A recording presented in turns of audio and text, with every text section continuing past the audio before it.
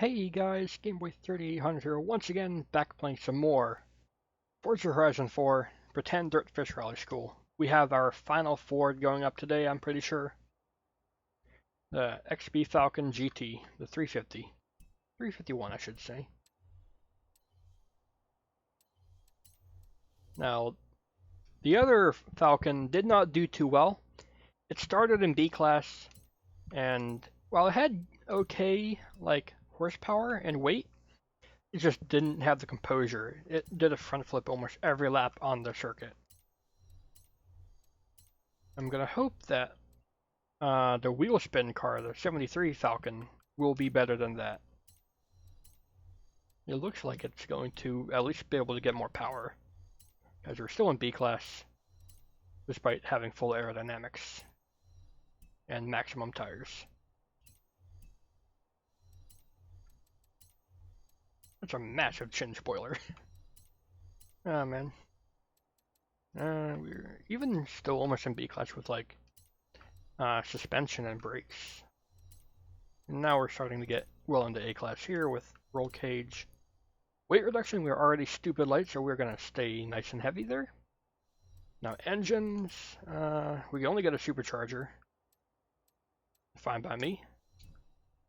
We've been supercharging most of our cars. We have seen some turbo cars work good. In fact, I think our Boss 302 that led for a little bit was turbocharged. I could be wrong though. Probably am. Torque is pretty good with this engine. I'm probably gonna leave it mostly stock.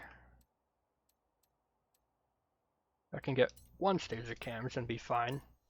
I like to have more torque than horsepower all the way through the rev range so that the engine just doesn't care what gear it's in. I'm not entirely sure if that's the fastest thing to do, but it's good for my driving style. And plus I like seeing a big number. And lower revs usually mean you can get bigger torque number than horsepower number.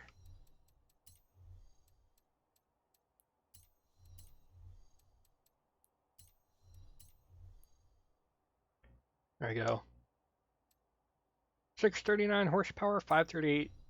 I said that backwards. 538 horsepower, 639 torque, 100 more foot-pounds torque than horsepower. That means it doesn't matter what gear I'm in.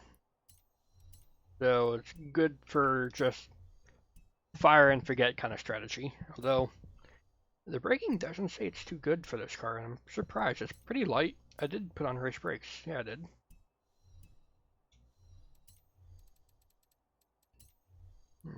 Yeah, I don't know. 1.7 lateral G's, good torque, okay horsepower. I don't know. This car's another mystery. The Falcons have been pretty mysterious in how they get their PI, or how they don't get their PI, I should say. Because they're both pretty light.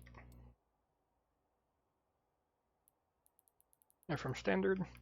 So checking power, you'd think would have more of an impact on PI than it really does, but it doesn't. Usually light cars, like tiny sports cars, you put like 10 horsepower in them and it jumps 20 PI. Not these. I guess these are heavy enough that that just doesn't apply.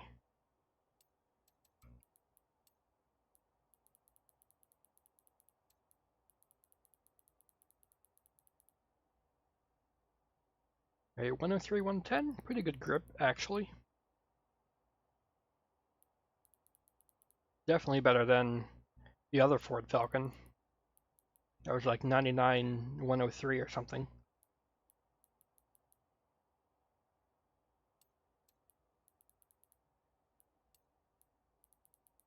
That does not say this thing's acceleration is spectacular.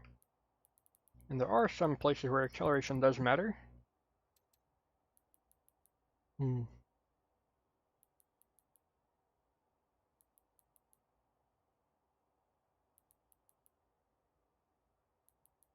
There's another car that likes a little bit more front bias.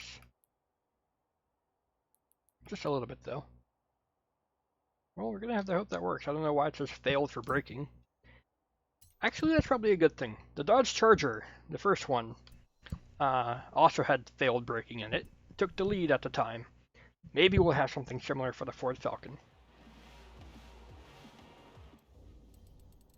I don't know why I always like tab all the way over. I don't need to.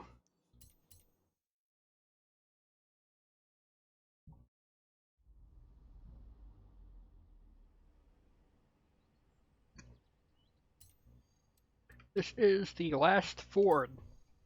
Can it set the benchmark for the future Plymouths and Mercuries of the next future cars? I don't know. Benchmark. Let's try to get this done. Otherwise, the Mach 1 will remain on top.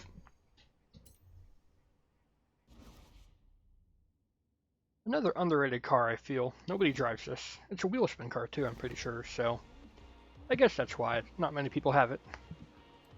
The game's been out for so long, you'd think people would have it by now. Oh well. Enough rambling, let's race. Pretty tight gear ratios. First turn.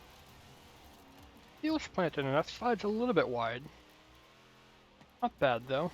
Not like the Falcon we had last time around that was just sliding almost everywhere. Car is big enough and tall enough that it doesn't seem to care about the water at all. That's actually really good for us. It's gonna do a front flip? No, it's not. Lands perfectly.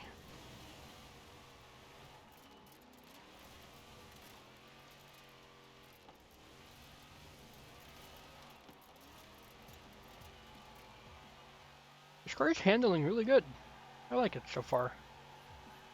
You need to be right up against the other Mustang though to see if it's actually good though.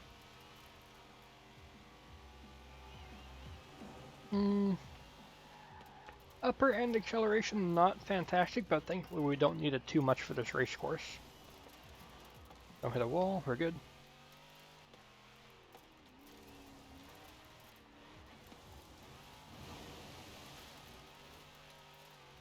Bit of a slide there. Did put it into third gear, hoping it would work. Maybe it did. Alright, better landing this time actually.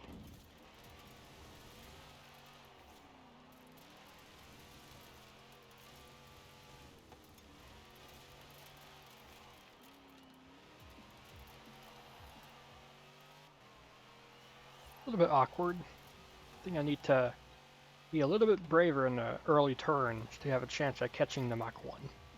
We're pretty close though. We are within striking distance. More bravery here. Turning a little bit wide. Leave it in third gear. Better this time around. Look at that. The car actually sounds pretty good. I like it. Through the water we go. We are ahead of the Mustang.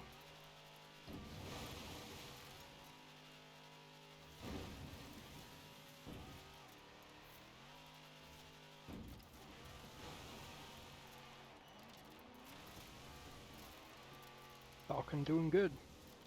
Watch out though. A little bit wide. Can I use this to get a good run though? Yes I can. Look at that. Don't hit too much of the fence. We're good. Oh man, we have a good lap. Look at that! Haha! By almost half a second. Gonna keep going here. You do not fall in the trap of going way too wide. I did not shift down enough there. A little bit slower than I could have been.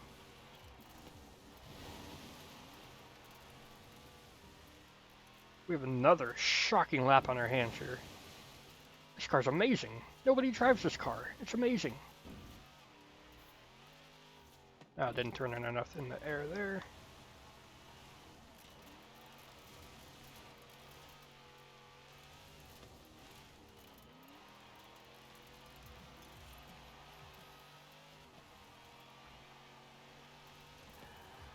Ah, we hit the wall. Oh well.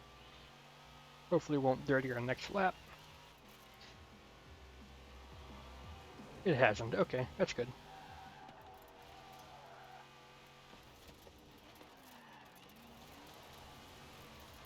This car is able to just pivot so well. It's like it's got three-wheel brakes.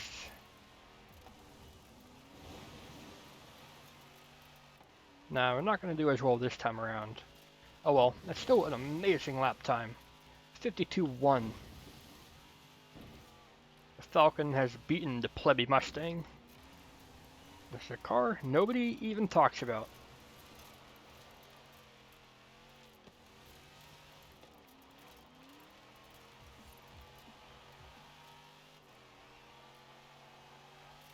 Give it up for the Falcon. Had a shocker of a second flying lap. And it's going to take the win. The 351 GT. Here's the way to go today. If you guys enjoyed having a new leader, then please do go ahead and leave a like, favorite, comment, share, and of course don't forget to subscribe as well. Thanks, Game Boy out. I'll see you all in the future. Give it up for the Falcon.